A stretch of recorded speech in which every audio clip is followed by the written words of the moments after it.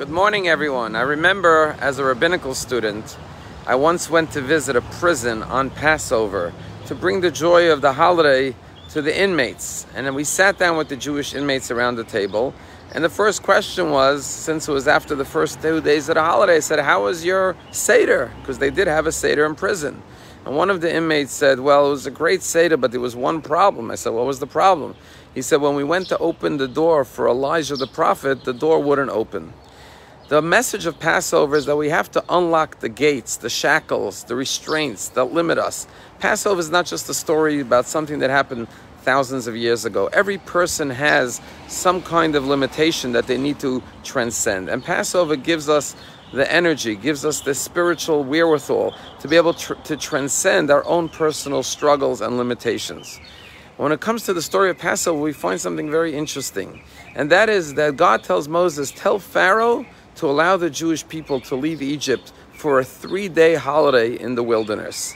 That's right. Moses goes to Pharaoh and says, the God of the Hebrews demands that you release them for 72 hours. All they want is a 72-hour visa to go have a holiday.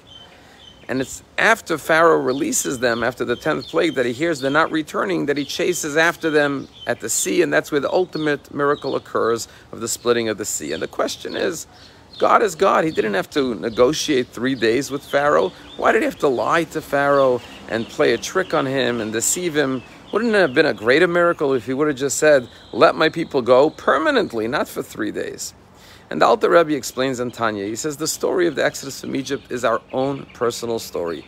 Every person has a Pharaoh inside of them and a Moses. Moses is the one who within them wants them to go free, and Pharaoh wants to keep them in chains, keep them in shackles, keep them in constraints. And the fact is that your Pharaoh and your Moses will never see eye to eye. There will never be full harmony, consent, peace between your inner Moses and your inner Pharaoh.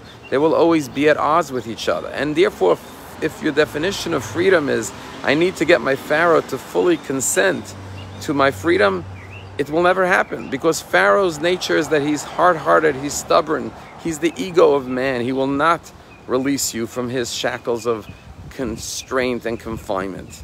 And therefore, the message of the 3-day reprieve is, do whatever it takes to get away from your inner Pharaoh, even if it means using deception and a little lie in order to get to the ultimate truth. Don't wait for your Pharaoh to agree to your freedom. Get out no matter what, in any which way you can, and then flee, run for your life.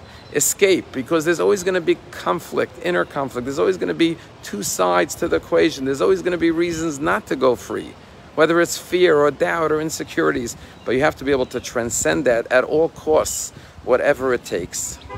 You know, this week something's going to happen that never happened in the history of the world, and it's literally out of this world. And that is, the second Israeli astronaut is going to outer space with SpaceX. He actually left on Friday morning at 11:18 a.m. and he's going to spend Passover in the space station. And he took with him shmura matzah, handmade shmura matzah, a haggadah, and 4 juice boxes and a kiddush cup.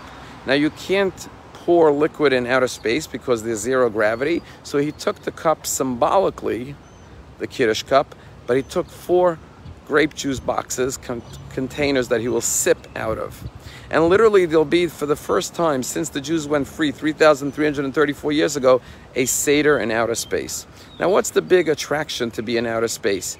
He's a billionaire Israeli. He's paying for this out of his own pocket. There's 1 Canadian, 1 American, 1 Israeli, and a NASA astronaut with them. His name is Eitan Stibbe. And you ask yourself, why would someone spend $55 million to go to outer space? And the answer is obvious. They want to experience zero gravity. But zero gravity is not just in outer space. Every person in this world wants to transcend the physical limitations and struggles and challenges of life. But there's a spiritual gravity, and that is our own weaknesses, our own insecurities, our own negative drives and impulses that weigh us down in life. And the night of Passover is when we could try to achieve zero gravity spiritually.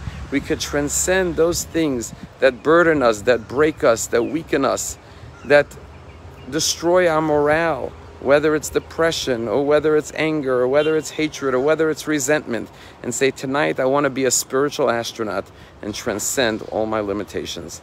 Have a wonderful day.